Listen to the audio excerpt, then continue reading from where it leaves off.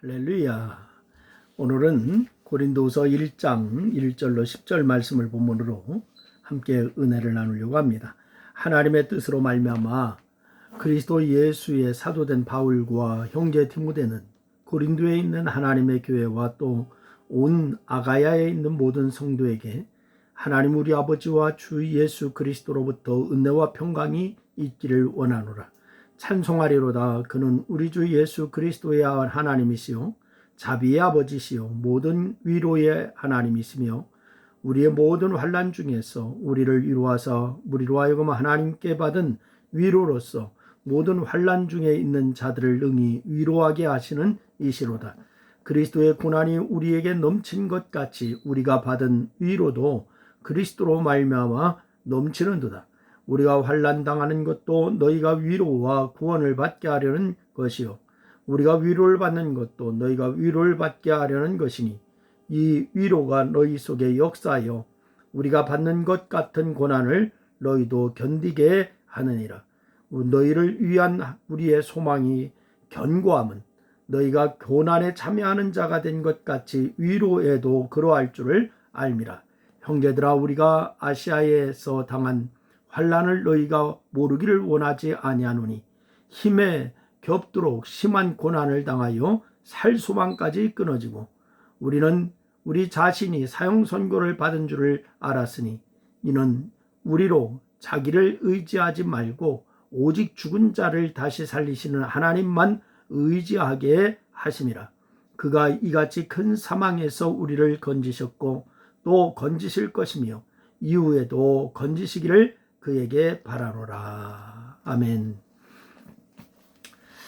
지금 한국 교계는 종교인 과세를 지나서 또 이제 차별금지법 이런 것으로 인해서 많이 어려움 가운데 있습니다. 저는 오늘 이 문제를 다루고 싶지 않습니다. 종교인 과사니 차별금지법이니 이런 선거법이니 이런 거 다 중요합니다. 교계가 모든 목표를 복음 전도에 집중한다면 이런 문제는 문제가 되지 않겠다라고 하는 그런 생각도 하기 때문에 그렇습니다. 여러분, 오늘 본문을 읽어보면 아시겠지만 초대교회의 이슈는 뭐냐? 환난과 위로, 이것이 바로 이슈였습니다. 바로 이 힘에 겹도록 심한 고생을 당하여서 살 소망까지 끊어지고 사형 선고를 받은 줄을 알았다라고 하는 바울의 고백처럼 당시 교회와 성도들은 모진 박해 앞에서 노출되어 있었습니다. 그런 성도를 향해서 바울은 하나님의 위로와 구원을 전하면서 끝까지 승리할 것을 격려하고 있는 것을 우리가 오늘 본문 가운데서 발견할 수가 있습니다. 여러분, 가슴이 뭉클해지지 않습니까?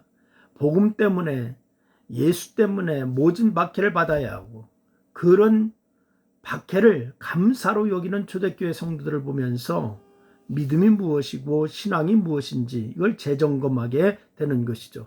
그런데 이런 모습을 보다가 오늘날 한국 교계의 모습을 보니까 가슴이 좀 아프고 속이 상한 일도 있게 돼요.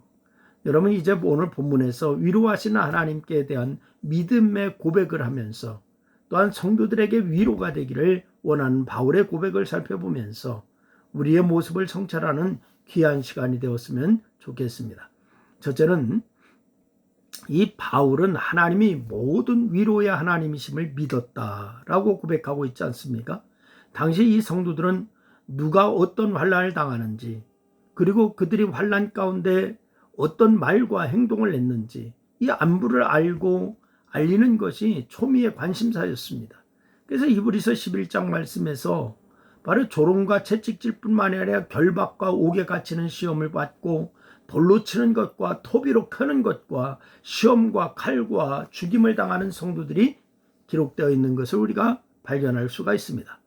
또한 양과 염소의 가죽을 입고 유리하여서 궁핍과 환난과 학대를 받는 모습도 기록되어 있는 건데 이런 고난이 입에서 입으로 전해졌습니다. 고난뿐만이 아니라 바로 이 더 좋은 부활을 얻고자 하여서 심한 고문을 받되 구차히 풀려나기를 원하지 않았던 성도들의 믿음도 눈물 가운데 전해지고 있는 것을 우리가 발견합니다. 예수 그리스도를 믿음으로 환난 당하는 것은 바울이나 이제 바울과 함께한 전도단원들 역시 마찬가지였습니다. 아니 그들은 복음 전도의 최전선에 있었기 때문에 고난도 먼저 당하고 강도 높은 그런 고난도 많이 당했을 거예요. 하지만은 이 바울은 그 심한 환난 가운데서도 성도들을 염려하면서 돌아보았어요. 그리고 성도들에게 하나님께서 자비의 아버지시요 모든 위로의 하나님이시고 모든 환난 중에서 위로하시는 분이시다라고 하는 것을 전했습니다. 물론 이 말은 그냥 위로하고자 한 말이 아니라 바울 자신이 가지고 있던 분명한 확신이자 믿음이었어요. 그래서 바울은 모진 환난 가운데서 자신을 기적적으로 구원하시고 도와주신 하나님을 수없이 경험했기 때문에 하나님께서 위로의 하나님이심을 분명하게 믿었던 것입니다. 여러분, 그래서 이 바울은 환난 앞에 있는 성도에게 믿음으로 위로의 하나님을 전하면서 그들 역시 하나님을 신뢰하고 붙들어서 위로의 하나님을 경험하라 이렇게 권면하고 있습니다. 오늘 위로의 하나님께서 여러분과 함께 하심을 믿으시기를 바랍니다. 두 번째는 바울은 자신이 당한 환난이 성도들에게 위로가 된다라고 하는 것을 믿었습니다. 여러분, 누군들 환난과 고난이 쉬울 것이고 마음이 편하겠습니까?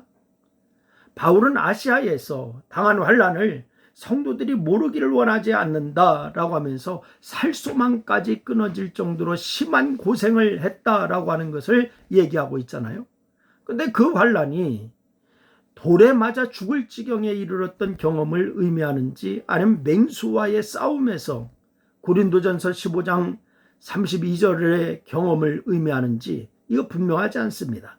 그러나 그것이 어떤 것이든지 간에 너무 많은 짐을 실은 배가 무게를 견디지 못해서 가라앉듯이 바울은 절망적인 상태에 이를 만큼 심각한 수준의 고통을 당했다라고 이렇게 고백하고 있지 않습니까?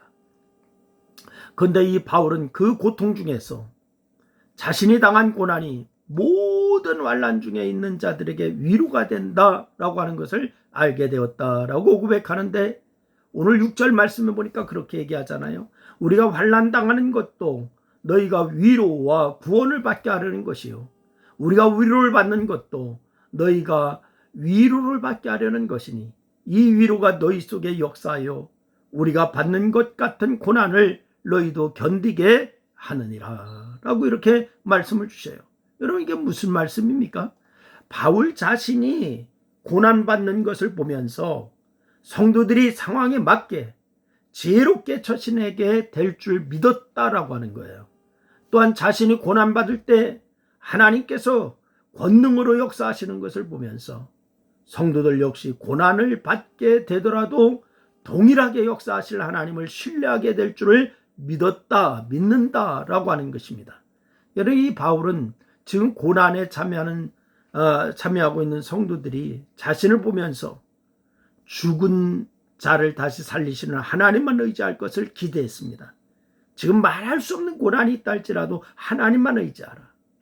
자신이 당하는 환난의 무게도 견디기 힘들 정도인데도 그 환난이 바로 이 성도들에게 위로가 될 것을 바라보고 믿고 기뻐하였다.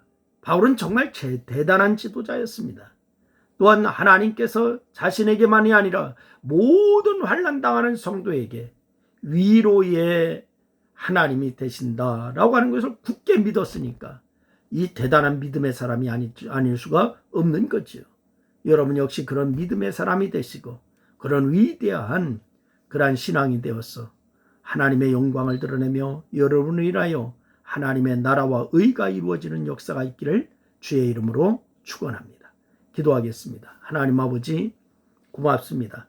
위로의 하나님이 우리와 함께 하시는 줄로 믿습니다. 어려운 시기라고 하는데 하나님, 위로의 하나님은 분명 우리와 함께 하시는 줄로 믿습니다.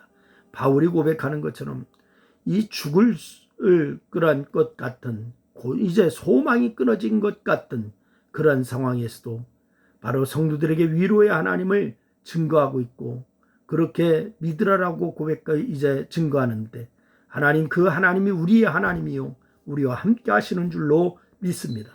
이 시간도 주께서 영광 받으심을 감사하며 예수님의 이름으로 기도했습니다. 아멘.